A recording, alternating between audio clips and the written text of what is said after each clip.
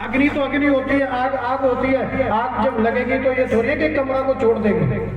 आपकी कथा हमारी समझ में नहीं आती। आपने कहा लंका जल करके राख हो गई, परंतु एक घर बच गया। क्यों घर बच गया साहब? और आपने समझाने की कृपा करो तो भगवान शिव कहते हैं कि पार्वती भगवान के भक्तों की कथा है। ये भगवान के भक्तों की कथा केवल भगवान के भक्त ही समझ सकते हैं। घर किसका बच गया? इसका घर बच गया पता? विभीषण। विभीषण का घर क्यों बचा? क्योंकि वो भी भक्त था, भगवान का भक्त था, इसलिए उसका घर बच गया। क्योंकि उनके दरवाजे पर राम नाम लिखा है। आप भी अपने घर के में घर में आग नहीं लगेगी।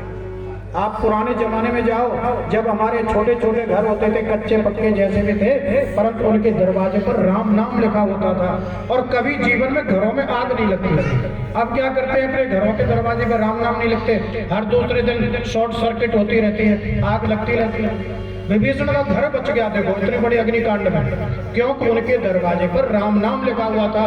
और जिनके दरवाजे पर राम नाम लिख जाता है, अग्नि उस घर को छोड़ करके वापस चली जाती है। क्योंकि भगवान के नाम को अग्नि कैसे जला सकती है?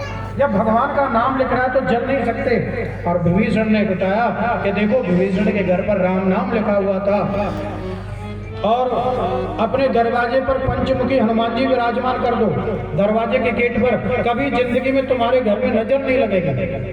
आपके पड़ोसी नींबू मिर्च नमक कितना भी फेंकते रहे, कोई डर सब खत्म हो जाएगा। केवल दरवाजे पर हनुमान जी महाराज, वो भी पंचमुखी विराजमान कर दो और तुम्हारा घर आप ही मुझे दो। तो सिया जी ने देखा कि सिया जी के पास तो कुछ था नहीं और अपने चूड़ामणि को उतारा है और अपने हनुमान जी को दे दिया। जाओ पुत्र, ये जाकर के अपने प्रभु को दे देना, वो सब समझ जाएंगे। सिया